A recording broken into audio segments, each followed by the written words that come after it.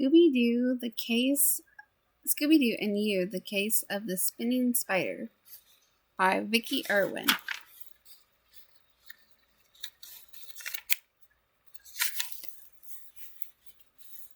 Coco's Chocolate Castle.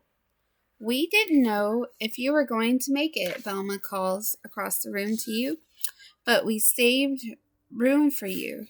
You head across the room to the big table at the back of the candy store where the Scooby Gang is sitting. Like, if you didn't make it, Scooby and I would have made sure none of the candy went to waste, Shaggy says. You smile, knowing Scooby and Shaggy never left any food go to waste. A sweet, delicious smell fills the air. Your stomach rumbles hungrily as you sit down with the gang. We're all here now, Daphne tells a man behind the counter wearing a chocolate-streaked apron over a shirt and jeans. What's the surprise? The chocolate chef... Oh, and there was a picture right there.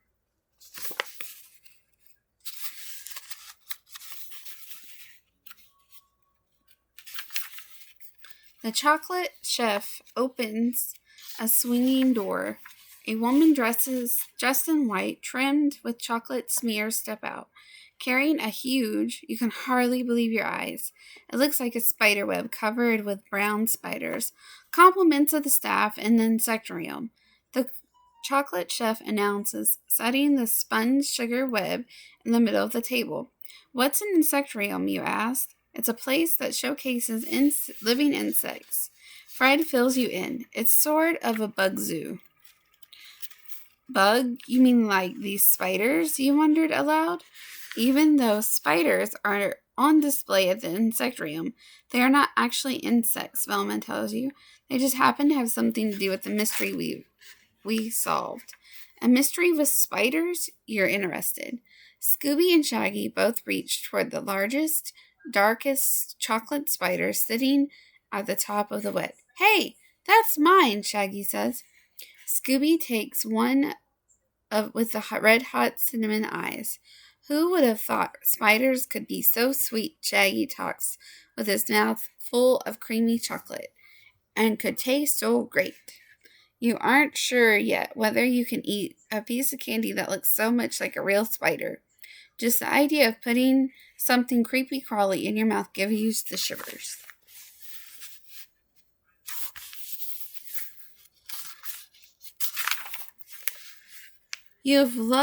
Would have loved our last adventure, Daphne says to you as she winds a piece of spun sugar web around her finger.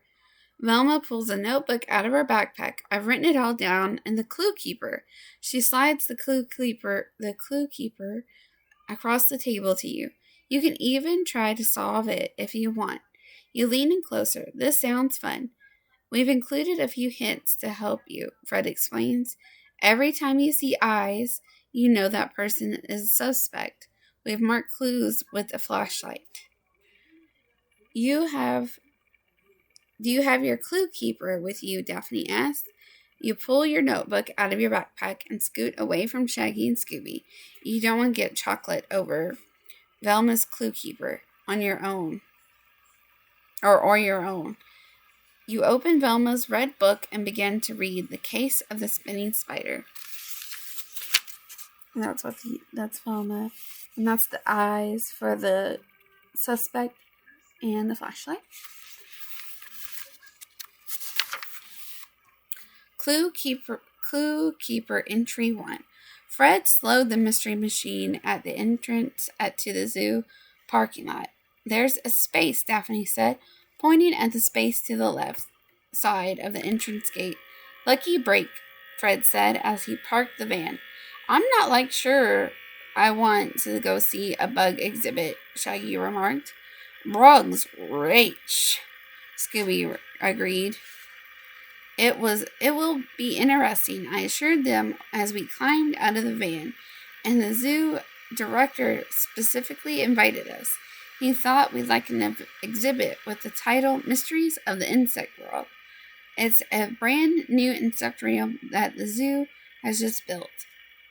When Jonas Livingstone, the zoo director, phoned me, I'd gotten the idea that there might have been another reason behind his invitation. He didn't come right out and say it, but I heard something in his voice that made me think he was worried about the opening. Shaggy continued to drag his feet. Bugs are creepy and crawly and hairy, and spiders, don't even get me started on spiders. He shivered. Scooby nodded in agreement. Spiders are not insects, I told him, but there will be some on display, and they're all behind glass. Come on, guys. It may make you feel better to know, I said, that this is the opening of the new insectarium. There will be food inside, I felt a breeze as Shaggy and Scoob rushed past me through the open doors to the insectarium. Did you tell them about food? Daphne asked. What else would make them move so quickly? I replied, smiling. Inside, I paused, looking for Jonas Livingstone. I spotted Scooby and Shaggy at the refreshment table, plates already piled high with snacks. The exhibits looked great. Daphne and Fred went directly to the opening display that explained exactly what an insect was. A centipede has too many legs to be an insect, I heard Daphne say. A spider does too, Fred said. I was about to join them when Mr. Livingstone came out of a nearby door marked Employees Only. A young woman was with him. Her beige uniform told me she was a zoo employee. Her jacket pocket was embroidered with the name North. As soon as the group entered the building, the colony closed down. I told you that was too soon, the woman said. Mr. Livingstone, if I could have another 10 days, she paused. There's eyes here. That Mr. Livingstone seemed upset. I'm going to open those blinds and let the guests see what we're doing. We have donors who want to see what their money paid for. And even more important, we have potential donors if you want to continue with your research. The woman's face flushed. There won't be any research to continue if my silkworms don't have some peace and quiet. They can't.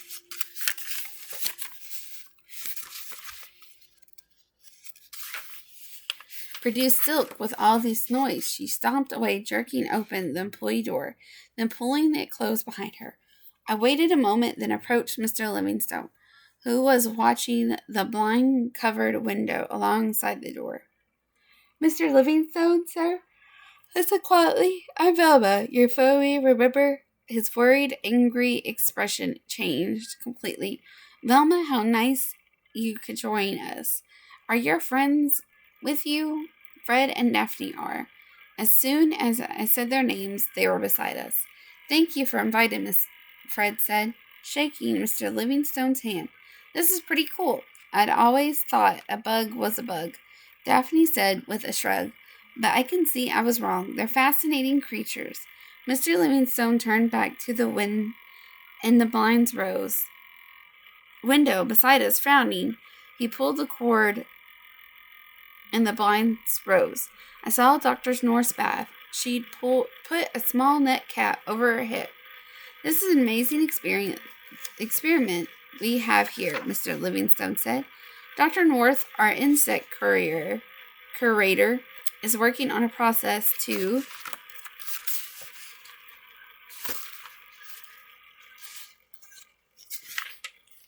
increase the output of silkworms. It could revolutionize the silk industry. A silkworm isn't really a worm, I said to Daphne and Fred. It's a caterpillar, which is an insect in early form, Daphne added. Right, said Mr. Livingstone. We learned that at your display, Fred admitted. Then you've already proved that we're doing a good job, Mr. Livingstone. Patted Fred's arm. Go see what else is here. You'll be amazed. As Daphne and Fred moved away, I felt a tug on my sleeve. Mr. Livingstone spoke in a low voice. Velma, there are a few people around who aren't very happy about the insectarium opening. I want everything to go smoothly today. Keep a sharp eye if you see or hear anything. So I'd been right. Mr. Livingstone was worried. I glanced through the window again to see Dr. North glaring at Mr. Livingstone. I tell the gang to be on the alert for trouble, I said as I moved onto the main exhibit hall. While Mr. Livingstone greeted a group of white-haired ladies, I heard a disturbance at the door.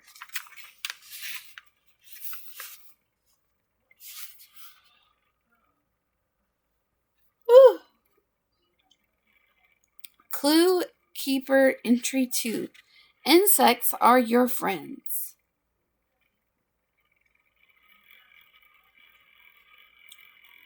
So it has the solving tips.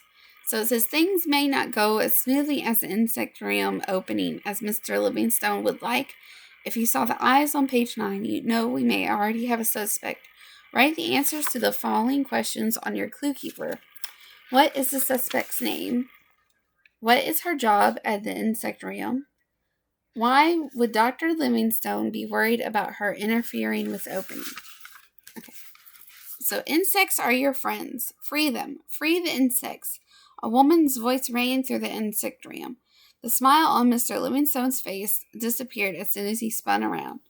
Love them. They are noble creatures. We turned in the direction of the voice. A woman wearing a sweatshirt covered in pictures of insects stood in the doorway. She swooped into the room and knelt before the glass case of the first exhibit. My darling, she said, I promise to secure your release from the prison. There's another set of eyes. The woman stood and motioned to the group of people waiting at the door. Insects are your friends. Would you like to see your friends in cages? She called to the group as they joined her. Free our friends, they chanted. Hearing the noise, Fred, Daphne, Scoob, and Shaggy joined me. Like they wouldn't really let them out of their cages, would they? Shaggy asked, carrying a piece of cake in each hand. Mr. Livingstone turned to us. I was afraid she might show up. Ruth Burton is her name, and she heads the group that is trying to educate people not to be afraid of insects, but she takes it a step further by objecting to this display. She got the attention of a security guard, then pointed to Ruth. The guard approached the group. No, Miss Burton said, backing away from the guard. I don't only want them to have what we all deserve. She turned to the group and, like a choir director, gave them a sign. Freedom, they shouted. The security guard took Miss Burton by the arm and walked her to the exit. You'll be sorry. You'll all be sorry, she shouted over her shoulder. Insects will have their day.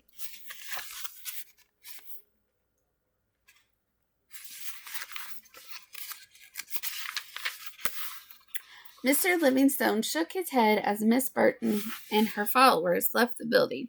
What if they got out? Shaggy asked. Some of the bugs are tiny, and he started itching. Are fleas insects? As that Scooby scratched behind his ears. Did you see the eyes on page 16? We have another suspect. Write the answers to the questions in your clue keeper, or piece of paper. Who is the suspect in this entry? What did she do to make you suspicious? Why would she want the insectarium closed? Clue number 3. Daphne, Fred, Scooby, Shaggy, and I continued through the exhibit hall. We were amazed at all the interesting things the insect did. Like, wow, Shaggy said, staring at a spider busily spinning a web inside a glass case. That's beautiful, Daphne marveled. Just let me have 2 of your special spiders, I heard a whiny voice nearby. You aren't taking anything out of this building. If anyone found out, I'd lose my job. I recognized that voice. It was the insect curator, Dr. North. But I've been working with Sue and Sue Industries on developing a super strong fabric made out of the silk of the spider. They're interested, Dr. North, and they're willing to pay a lot. A man talking to Dr. North was short and wore a dark suit. He had a polka dot handkerchief in the pocket of his coat that he kept touching.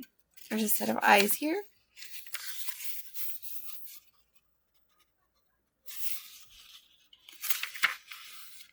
I didn't know spiders made silk, I said, wanting to know more about what they were saying. They don't. Silkworms make silk, Dr. North said. Mr. Dexter here has developed a hair-brained idea that spiders can do it.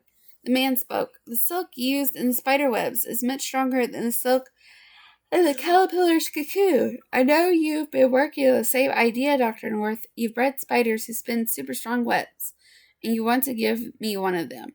That's insane, Mr. Dexter, Dr. North argued. I don't know who told you that, but it's not true. My spiders are normal. There's nothing special about them. Then let me have two of them, Mr. Dexter insisted. I want to run experiments on them. Absolutely not. Now I'm tired of talking about it, Dr. North said as she stomped away. You'll see, Dexter mumbled. Your silkworms will be worthless when the world discovers spilk. He stared at the spider at work for a moment, then walked away. Like if you saw the eyes on page 21, you know there's another suspect. It's time to write down more answers. Who's the suspect this time? What is his interest in the insectarium? Who might, or why might he want to close it down? Clue keeper entry number 4. Shaggy, Scooby, look over there. I led them to a display that showed how different cultures use insects as food. Give me chocolate cake any day, Shaggy said. I don't know if I could eat a bug, no matter how hungry I was. Shag, do you and Scoob want to sample this honey? Fred asked. Honey, like I love it, Shaggy cried. Excitedly, he ran toward the honeybee exhibit with Scooby right behind him. May I have your attention, please? Mr. Livingstone's voice filled the room. He stood behind a microphone in the corner of the room. Everyone, please gather around the moment. I would like to thank some very special people. The crowd started moving toward Mr. Livingstone. I could still hear Ruth Burton's group outside the building, chanting about freeing the insects. The lights dimmed and people stopped looking around. The lights came back on, then dimmed again. Shaggy yelled, "Hey, let go of me!" When the lights come back up, the gigantic spider stood among the crowd. It had one leg on Shaggy's shoulder. Yikes! Shaggy screamed. Like, get me out of here! He ran from the spider with Scoob and the rest of the crowd behind him. The spider moved with remarkable speed. It ran after the crowd. Chasing them toward the doorway, Dr. North, Mr. Livingstone shouted, "We need you to get out of here right away." As the crowd pushed past us out the door, I couldn't find Shaggy or Scoob anywhere. Where had they gone? I turned back to help Mr. Livingstone and saw the spider slowly sink out of sight under the floor. Jinkies, I cried. That spider is under the insectarium now. What's under there? Clue keeper entry number 5. Daphne, Fred, and I met at the spot where the spider had disappeared. Do you see Shaggy and Scoob? I asked them. No, we'd better have a look around, said Fred. I hope they're not under the insectarium with that spider. I want to know what's under there. We split up. Fred and Daphne went back inside the insectarium. They wanted to check around for a trap door. I headed toward the front of the building. The blinds had been closed on the room where Dr. North had her silkworms. I knocked on the door. No one answered. I tried the doorknob, and it was locked. I knocked again. Dr. North opened the door a crack. Can I help you? She asked. I'm looking for 2 of my friends, I said. But before I could even describe them, she interrupted. No one in here but me. The door shut, and I heard a loud click. I circled back to the spot where the spider had disappeared. Fred and Daphne were waiting for me. No luck, said Daphne. I shook my head. We even asked the protesters outside, but they said they hadn't seen Shaggy or Scoob come out with the rest of the crowd, said Fred. And Miss Burton made us promise not to hurt the spider if we caught it. She said she was sure it was only trying to make friends, Daphne said. Mr. Livingstone joined us, dabbing his forehead with a handkerchief. What a disaster, he said. Wait a minute, there's something here on the floor, I said, pointing to a piece of paper. There's a flashlight here. Fred dropped to one knee. He pulled at the paper, but it seemed to be stuck. I think there's a trap door here, he said. The paper is caught. He tried to open the door.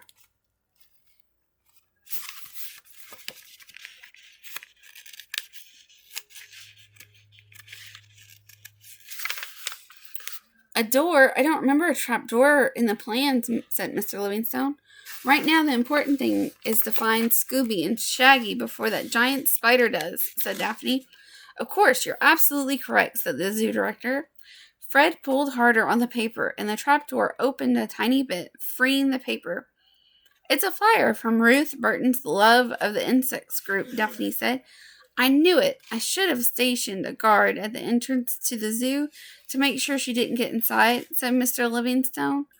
Fred continued to pull the trapdoor and suddenly sprang open, sending Fred flying. Is anyone willing to go down there with me? He asked. Daphne and I lined up behind him. What's down there? asked Dr. Livingstone. I'm not sure, Mr. Livingstone admitted. I think maybe I should stay up here just in case someone needs me. I think that's a good idea, I said. Stay here and make sure nothing happens to the exhibit. Mr. Livingstone nodded as Fred disappeared under the floor.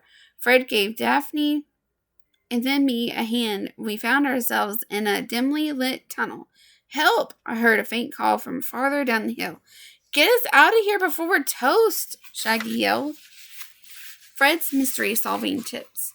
This mystery is getting creepy, but if you saw the light on page 31, you know we have our first break in figuring what happened to Shaggy and Scooby. Write down the answers of the following questions in your clue keeper, or piece of paper, and see if that makes any sense now that of what's happening. 1, what is the clue? 2, who left it behind?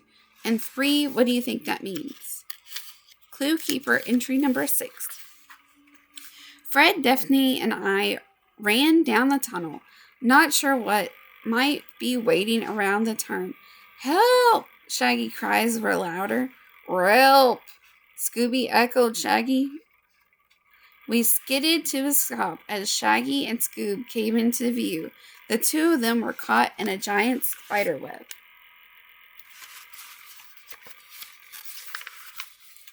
Jinkies, I shouted. I think that creepy crawly wants us to stay for dinner, Shaggy said, fighting to free himself from the web. The more he wiggled and squirmed, the more tangled he became. How are we going to get them down? Daphne asked. I reached out and touched the web. It was too sticky, just like the real spider web. But it was also felt very, very strong, unlike the spider webs I cleaned out of my house. We need to be careful. If we get caught in the web, we won't be any help to anyone. Just get us down, Shaggy begged. I don't like it up here. How did you end up there anyway? I asked. We were running, trying to get away from the giant hairy spider, and I fell. And Scoob fell right on top of me, Shaggy said. And we got up here and ran some more until we came to this big web. I tried to climb over it and through it, but as soon as I touched it, I was stuck, Shaggy said. So, help! Help! Scooby cried. The spider might come back any minute, Fred reminded us. We need to get something to cut through the web, I said. Fred pulled out his pocket knife. Maybe this will do the trick, he said. Sawing at the spider web, I heard a faint rustling nearby. Was it the spider? You better hurry, I whispered to Fred.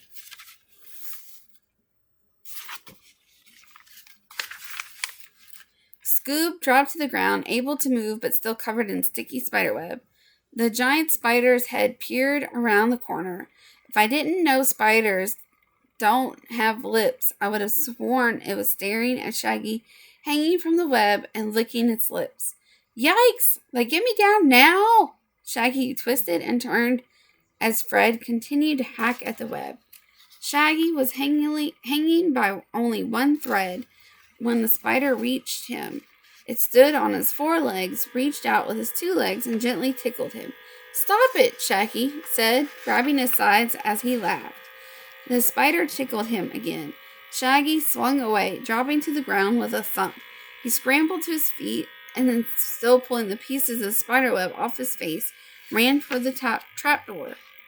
We were right behind Shaggy and Scoob, and I could hear the spider behind us. His legs were rustling like the silk of the web. Mr. Livingstone was waiting beside the trapdoor. It gave us a hand climbing out of the tunnel. As soon as Fred cleared the opening, he slammed the door shut. Shaggy and Scooby collapsed on the floor, leaning against the spider cage, where the normal-sized spider was still busily weaving his web. Shaggy brushed at the web, still covering him. Like, that was the scariest. If you guys hadn't showed up when you did, we would have been dinner for Mr. Spidey and its friends, said Shaggy, wiping his face with the polka-dotted handkerchief. Something was bothering me about the spider, besides the fact that he was the biggest spider in the world. Where did you get that? I asked, reaching for the bright polka-dotted handkerchief Shaggy held. You didn't have this before the spider carried you down the tunnel, did you? There's a flashlight here. It's not mine, said Shaggy, sitting up a little straighter. I think it was stuck to the web, too. He put his hand on the glass case behind him and started to rise.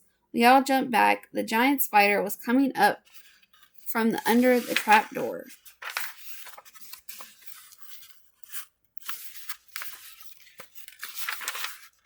Velma's solving tips. Jinkies, they're getting pretty strange. Did you notice a flashlight on page 40? Answer the questions in your clue keeper and see if they're any closer to figuring out who's behind this creepy crawling mystery. 1. What is the clue? 2. Who could have left that in the web? And 3. What do you think it means? Clue keeper entry 7. Fred and Daphne jumped on the top of the trapdoor, forcing the spider back down. Scooby, Shaggy, and I dragged a heavy display case toward the trapdoor, hoping to weigh it down. We weren't fast enough, though. The trapdoor opened suddenly, knocking Daphne and Fred off. One of the spider's hairy black legs waved, as if testing the air. Quick, said Fred. We can't let it get out again. He and Daphne jumped back on the trapdoor. It shut with a snap. Then he heard a ripping sound. The hairy black spider leg waved at us. Its leg had been caught in the closing door and torn off. There's a flashlight here. Looks like the spider will be walking with a limp, said Shaggy from a safe distance. I squatted beside the spider leg and made myself touch it. It felt silky. I pulled on it and stretched it a little, but it didn't rip or tear like I thought it would. I think I know who's behind the giant, creepy crawly, I said, smiling. Then let's get out of here, said Shaggy, turning toward the door. Not only we caught the spider, Fred said, we can't leave with it still on the loose. Like I can. Vibration of my phone just freaks out Slinky, huh? Like I can, said Shaggy. How about you, Scooby? Scooby nodded. But we need you guys to help us capture the spider, I said. I was afraid you were going to say something like that, Shaggy said. But this time I won't do it.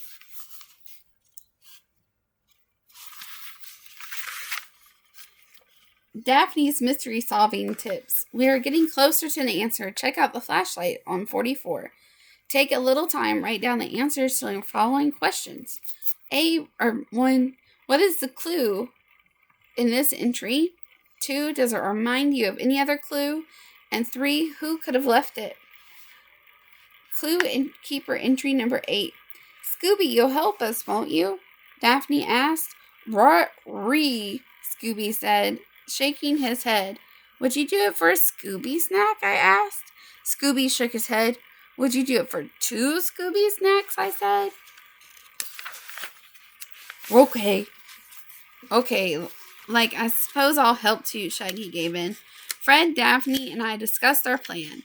Then we went off to gather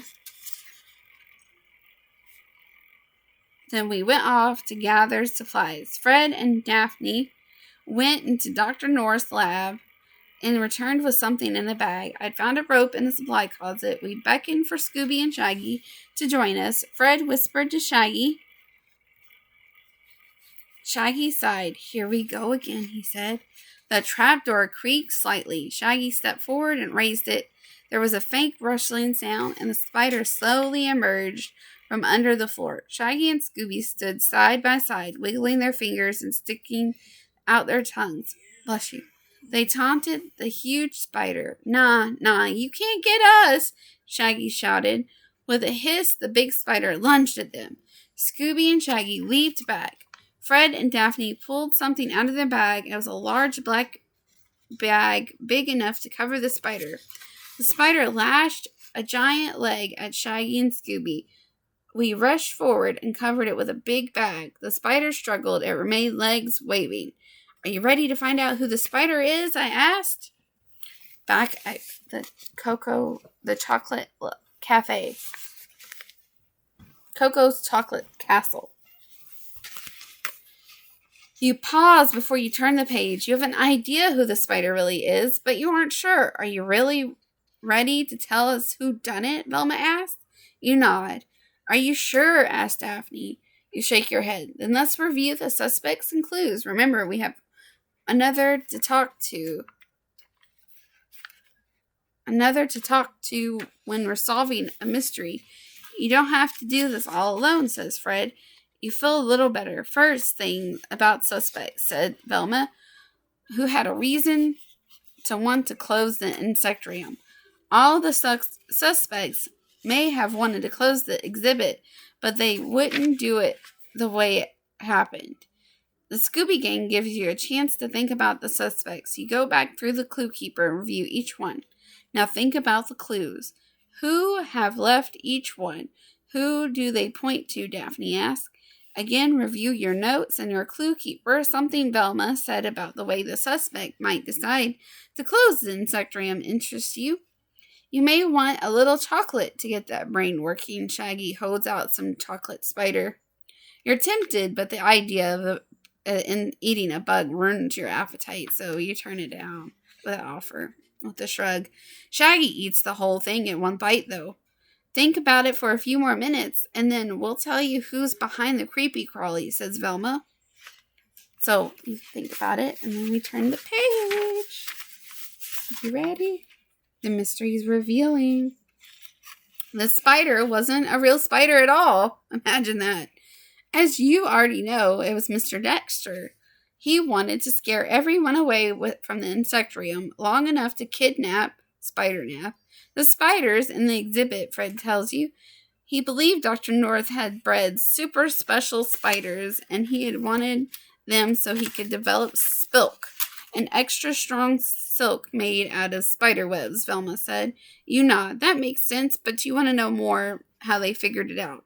Our first suspect was Dr. North. Daphne continued. She was experimenting with some silkworms to increase their output, but as soon as people started visiting the insectarium, the silkworms stopped working.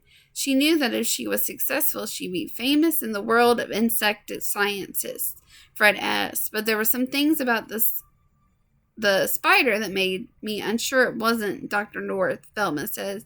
Spider is not an insect, and it has 8 legs, Daphne explains. The giant spider only had 6 legs. Dr. North would never make a mistake like that. But the first clue we found pointed directly to our second suspect, Ruth Burton. Would have loved nothing better to close down the insectarium and free all the insects, Fred said. And, Velma said, when we found her flyer stuck in the trapdoor, it looked like she could have been the one. It didn't take very long to eliminate her, though, Daphne says. She loves insects and wants everyone to love them, too. Miss Burton would never present insects or spiders as scary because she doesn't want them seen that way, Velma explained. So how do you come to the conclusion that was Mr. Dexter, you ask? He tried to talk to Dr. North into giving him 2 of her special spiders to work with, but she refused, Daphne reminds you. He also said that it would be worth money to develop silk. So when we saw him talking to Dr. North, he had a polka-dotted handkerchief in his pocket. Then Shaggy found the polka-dotted handkerchief caught in the spider web, said Velma. I realized that was Mr. Dexter later. When I touched the spider leg caught in the trapdoor, it was familiar. It felt like the handkerchief. That's when I knew Dexter was behind the spider plot. He was experimenting with different kinds of silky fabrics. He obviously already invented a version of a spider silk, which he called Spilk, and he even used Spilk to carry out his scheme. Both the handkerchief and the spider web were made of the same fabric, Spilk. Does it make sense now? Daphne asked. Remember, there are more ways than just our ways to get the same answer, Fred said. We've both been solving mysteries for a long time, so that counts for something. You don't have to feel bad if you didn't get it right this time. You solved a few more. You'll be just as good as we are, Velma says. Look like Scooby and Shaggy have just cleared the webs for any spiders. How about a piece of the web? Daphne offers. You nod. You deserve a little reward for all the hard work you've done. Before you can break off a piece, Scooby knocks against the sugar web and it collapses, hanging off the Whisperer's nose and ears. Ruby, Ruby, Roo! He cheers. And that is the end of the spider mystery.